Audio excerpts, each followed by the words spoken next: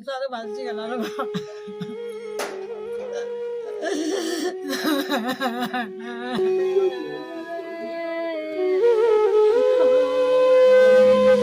লিভି ନାହିଁ ବିବାହର ଶୁଭ ନାମ, ଲିଭିଗଲା ମଥାରୁ ସିନ୍ଦୁର। ଦାଦନର କରୁଣ କାହାଣୀ।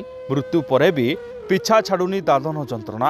ନିଜ ଅଞ୍ଚଳରେ ଶିଳ୍ପ ଅଞ୍ଚଳ ଥାଇ ମଧ୍ୟ କାମଧନ୍ଦା ମିଳୁନଥିବାରୁ ସୁଦୂର ବାହାର ରାଜ୍ୟକୁ ଦାଦନ ଖଟିବାକୁ ଯାଇ ଜଣେ ଦାଦନ ଶ୍ରମିକର ମୃତ୍ୟୁ ହୋଇଛି।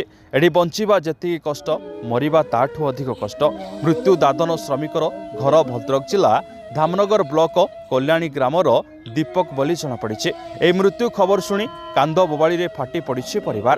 ମୃତ୍ୟୁ ଦୀପକର ପରିବାର କହିଲେ ଅନ୍ଧ ବାପା, ରୋଗିଣା ମା ଓ ମାତ୍ର 9 ମାସ ତଳେ ବିବାହ କରିଥିବା ଗର୍ଭବତୀ ସ୍ତ୍ରୀ ଏବେ ଘରେ ଅଛନ୍ତି।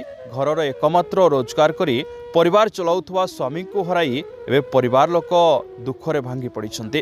ଗାଁକୁ ଶବ ଆସିବା ପରେ ସାରା ଧାମନଗର ଅଞ୍ଚଳ ଶୋକାକୁଳ ପରିବେଶ ମଧ୍ୟରେ ଦୀପକର ଶେଷକୃତ୍ୟ ସମ୍ପନ୍ନ ହୋଇଛି।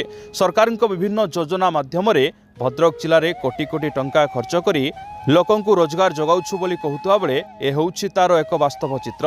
ତେବେ ପ୍ରଶାସନ ତରଫରୁ ଜିଲ୍ଲାରେ ଦାଦନ ଶ୍ରମିକ ମୃତ୍ୟୁର ବ୍ରେକ୍ କେବେ ଲାଗିପାରୁଛି ତାହା ଆଗକୁ ଦେଖିବାର ଅଛି।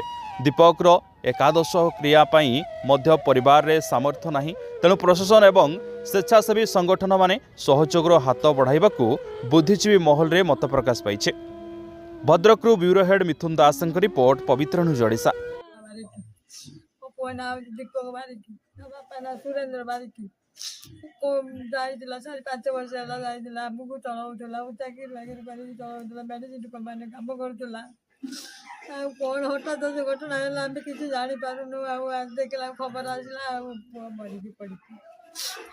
ଆଉ ଆମେ କିଛି ଖବର ପାଉନୁ, କିଛି ଜାଣିପାରୁନୁ। ବର୍ତ୍ତମାନ ଏ ଯେଉଁ କାମ କାର୍ଯ୍ୟ ହେଉଛି, କେମିତି କାମ କାର୍ଯ୍ୟ କରୁଛନ୍ତି ବର୍ତ୍ତମାନ? କ'ଣ କରିବୁ ଆଉ, କିଏ ସାହାଯ୍ୟ କରୁଛନ୍ତି, ଆଉ ଭଲ ମନ୍ଦ କରୁଛନ୍ତି, ଆଉ କ'ଣ କରିବା। ଏହା ନେଇ ସରକାରକୁ କ'ଣ କହିବାକୁ ଚାହିଁବେ? ସରକାର ଗୋଟେ ମୋ ବୋଉକୁ ଗୋଟେ କିଏ ଚାକିରି ବାକିରି ଗୋଟେ କରେଇ ଦେବ, ସେ ଆପତ୍ତି କରୁଛି।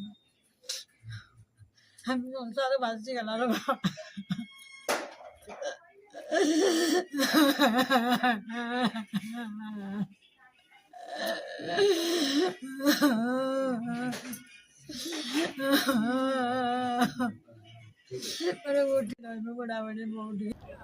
ଭଦ୍ରକରୁ ବ୍ୟୁରୋ ହେଡ୍ ମିଥୁନ ଦାସଙ୍କ ରିପୋର୍ଟ, ପବିତ୍ର ନ୍ୟୁଜ୍ ଓଡ଼ିଶା। जदि आम भिडियोटी आपंक भल लगा तेब लाइक, शेयर, सब्सक्राइब, फॉलो करने को भूलु नहीं। नमस्कार।